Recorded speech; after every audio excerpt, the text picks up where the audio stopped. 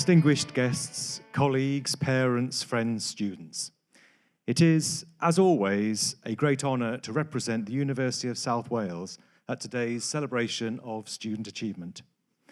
Once again, it's delightful to be able to attend in person, and I'd like to thank the Dyslexia Association of Singapore Academy for inviting me, for making me feel so welcome, and providing the opportunity for us to work together in person over the last few days.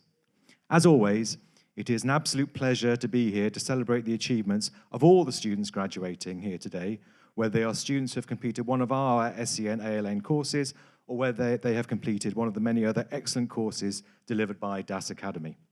As ever, the event has been superbly organised and is a fitting platform, literally, to mark the hard work and dedication that has culminated in these awards.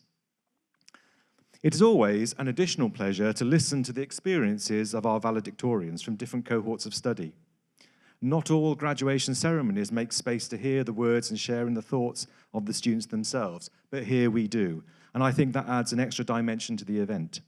It is great to hear firsthand how people have interacted with the experience of higher study, as it reminds us of that mix of hard work, inspiration, support and application that, when combined successfully, help us develop ourselves professionally, academically, and personally. I would like to spend a little time now thinking about what development means in terms of our role as educators. Whatever our different individual job titles may be, many of us in this room will consider ourselves, broadly speaking, as educators, whether we work with young children, adolescents, young people, or adults. So what does it mean to be an educator? To help us reflect on this, we can, of course, work out from a notion of what education is.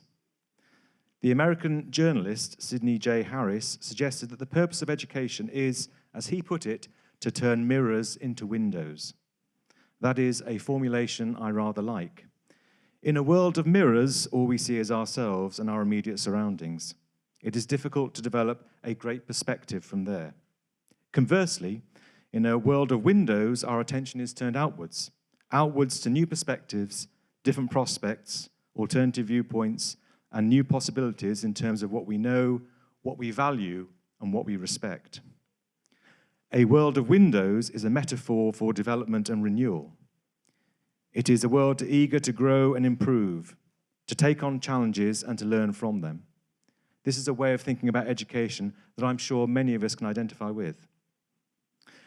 The role of the educator, then, is to help turn mirrors into windows, to help learners build knowledge and skills that give ever more sophisticated perspectives on the world around them, to help open up horizons and possibilities. This is, of course, simultaneously a tremendous responsibility and a privilege. It's a responsibility because learners rely upon us as educators to work efficiently, effectively, and creatively to turn mirrors into windows for them, to help them grow and develop. It's also a privilege, and not just because it is genuinely a privilege to see our learners grow and develop. It's a privilege in a rather more exciting sense as well. As the academic Gert Bester reminds us, we can never entirely know what someone else will learn in any given situation. Yes, of course, as educators, we plan with certain learning outcomes in mind, but we can never precisely know exactly what a learner will take from any event, lesson, session, or situation. This isn't something to worry or stress about. Instead, it is perhaps something that should be viewed as exciting, dynamic, partially unpredictable, but a privilege to be part of. We don't know exactly what it is the learners will choose to focus upon through these newly arranged windows. For Bester, this is what he calls the beautiful risk of education, a risk that something different will be learned from what we as educators intended.